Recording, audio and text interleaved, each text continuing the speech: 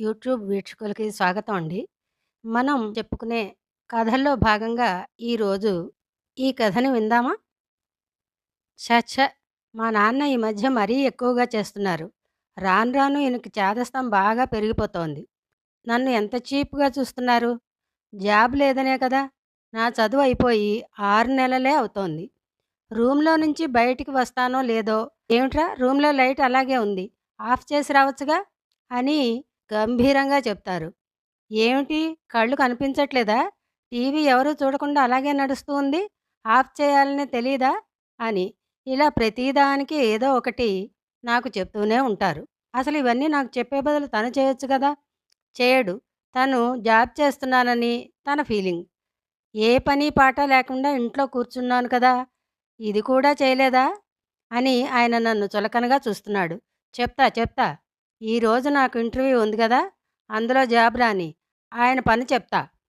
ఈయనకు దూరంగా వెళ్ళిపోతాను. అసలు ఈయన మొఖం కూడా చూడను నేను అని కోపంగా నా సర్టిఫికేట్స్ అన్నీ తీసుకొని ఇంటర్వ్యూకి బయలుదేరాను.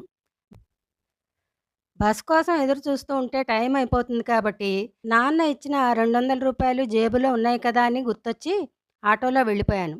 ఆటో దిగి చూశాను. అది పెద్ద బిల్డింగు. అందులోనే నాకు ఇంటర్వ్యూ. గేట్ లోపలికి ఎంటర్ అవుతూ ఉండగా గేట్ సరిగ్గా పెట్టలేదు. అది గమనించి నేను గేట్‌ని సరిగ్గా పెట్టేసి వచ్చాను. లోపలంతా టెన్షన్ ఉద్యోగం వస్తుందో రాదో అని. దేవుడా! నాకు ఇలాగైనా ఉద్యోగం వచ్చేలా చూడు. ఈ అవమానాలు రోజురోజుకి నేను భరించలేకపోతున్నాను. ప్లీజ్ అనుకుంటూ ముందుకు నడవసాగాను. సడెన్‌గా నా కాళ్ళకి ఏదో తగిలినట్టు అనిపించింది. కిందికి చూస్తే వాటర్ పైపు అది. గార్డెన్‌లో మొక్కలకి పడాల్సిన నీళ్లు పైపు కిందికి జారి అది దారిలో పడింది. అది చూసి అయ్యో! వాటర్ అంతా వేస్ట్ అయిపోతోంది అని ఆ మొక్కలకి ఆ పైపు పెట్టేసి టెన్షన్‌తో ఆఫీస్ రూమ్‌లోకి అడుగుపెట్టాను. అక్కడ చూస్తే ఎవరూ లేరు. రిసెప్షన్‌లో అంతా ఖాళీగా ఉంది. ఇంకా ఎవరూ రానట్లున్నారు. నేనే ఫస్ట్ టైమ్ ఫస్ట్ వచ్చానేమో అనుకొని కూర్చున్నాను. సర్టిఫికేట్స్ ఓసారి అన్నీ ఉన్నాయా లేదా అని వాటిని తీస్తూ ఉండగా పైన ఉన్న ఫ్యాన్ గాలికి అవన్నీ చెల్లాచెదరుగా అవ్వబోతున్నాయి. అది గమనించిన నేను సర్టిఫికేట్స్ ఇప్పుడు ఏం చూడొద్దులే, ఇంటి దగ్గర చూసుకుని వచ్చాను కదా అని అన్నీ లోపల పెట్టేసుకుని అటూ ఇటూ చూశాను. ఆ గోడపై ఇలా రాసి ఉంది, ఇంటర్వ్యూ సెకండ్ ఫ్లోర్ అని. Second flora? అమ్మా! అక్కడికి వెళ్ళాలి.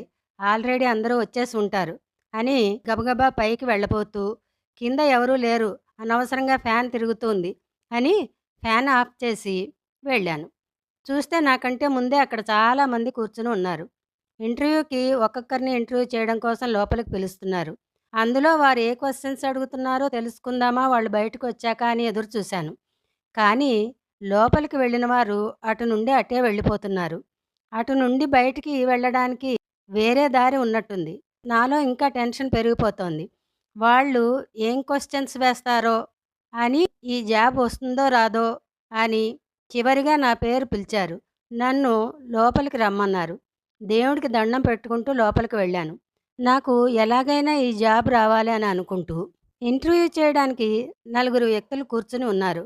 వారిని చూడగానే నేను నమస్కరించాను. నా పేరు చెప్పి పరిచయం చేసుకున్నాను. ఇక నా సర్టిఫికేట్స్ ముందు పెట్టాను. కానీ వారు నా సర్టిఫికేట్స్ చూడకుండా, "అవసరం లేదు. నీ సర్టిఫికేట్స్ మేమేమీ చూడము" అన్నారు.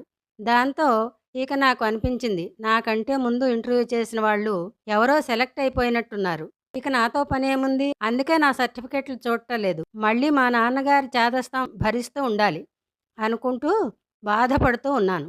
అప్పుడే వారన్నారు, "నువ్వు ఈ జాబ్‌కి ఆల్రెడీ సెలెక్ట్ అయిపోయావు. కాబట్టి నీ సర్టిఫికేట్ చూడాల్సిన అవసరం మాకు లేదు" అన్నారు. నేను ఆశ్చర్యంతో కూడిన సంతోషంతో, "అవునా? నేను జాబ్‌కి సెలెక్ట్ అయ్యానా? అది ఎలా? అసలు మీరు నన్ను ఇంటర్వ్యూ చేయలేదు కదా?" అడిగాను. దానికి వారు ఒక చిన్న చిరునవ్వు నవ్వి, వారి వైపు ఉన్న ల్యాప్‌టాప్ నా వైపు తిప్పి, అందులో ఉన్న వీడియోని చూపించారు. అందులో నేను ఆఫీస్‌లోకి ఎంట్రీ అయినప్పుడు చేసిన గేట్ పెట్టడం, పైపుని మొక్కలకి పెట్టడం, ఫ్యాన్ ఆఫ్ చేయడం ఇలాంటివి ఉన్నాయి. ఇది వారు నాకెందుకు చూపిస్తున్నారు? నాకు అర్థం కాలేదు. అదే అడిగాను. అప్పుడు వారన్నారు, "ఈ జాబ్‌కి కావాల్సింది చదువుతో పాటు బాధ్యతలు కూడా నిర్వర్తించే సామర్థ్యం కావాలి. అది నీలో మేము చూసాము. తమ బాధ్యతలు సక్రమంగా నిర్వర్తించడం తెలిసిన వ్యక్తి జీవితంలో ఏ పనైనా సక్రమంగా నిర్వహించి విజయం సాధించగలరు. ఈ కంపెనీకి అలాంటి వారే కావాలి. అందుకే నిన్ను సెలెక్ట్ చేశాను అన్నారు వాళ్ళు. అప్పుడు మూసుకున్న కళ్ళు తెరిచాయి నాకనుకున్నాను. ఎందుకంటే రోజూ నాన్న నాకు ఇంట్లో ఆ పనులు చెప్తూ ఉంటే ఆయనకు చాదస్తం పెరిగిపోయిందని అనుకున్నాను గానీ, నాకు బాధ్యతలు ఎలా నిర్వర్తించాలో నాకు తెలియకుండానే నాకు నేర్పిస్తున్నారని అన్న విషయాన్ని గుర్తించలేకపోయాను. ఆ చిన్న చిన్న విషయాలే జీవితంలో తెలియకుండానే ఎన్నో పెద్ద పెద్ద బాధ్యతలను సక్రమంగా నిర్వర్తించే సామర్థ్యాన్ని మనలో నింపగలవు అని ఇప్పుడే నాకర్థమైంది. నాన్న ఏదో అంటున్నారు అనుకున్నాను కానీ, నాకంటే ఎక్కువగా నా గురించి నా కన్న తల్లిదండ్రులు ఆలోచిస్తారు అని ఇప్పుడే అర్థమైంది. వాళ్లకు ఏమీ తెలీదు అనుకున్నాను. వాళ్ళకంటే నేనే ఎక్కువ చదివాను. నాకే అన్ని విషయాలు చెప్తూ ఉంటారు నాకేదో తెలియనట్టు అని అనుకున్నాను. కానీ ఇప్పుడు తెలిసింది. జీవితంలో పాఠాలు నేర్పించడానికి చదువే ముఖ్యం కాదని, వాళ్ళ అనుభవాలే మనకు నేర్పే పాఠాలు అని. ఇదండి కథ. నిజ జీవితంలో గూడా పిల్లలందరూ పెద్దవాళ్ళు చెప్పే చిన్న చిన్న విషయాలు గూడా ఎందుకు చెప్తున్నారో అనేది తెలుసుకుంటే ఎంత బావుంటుందో కదండీ!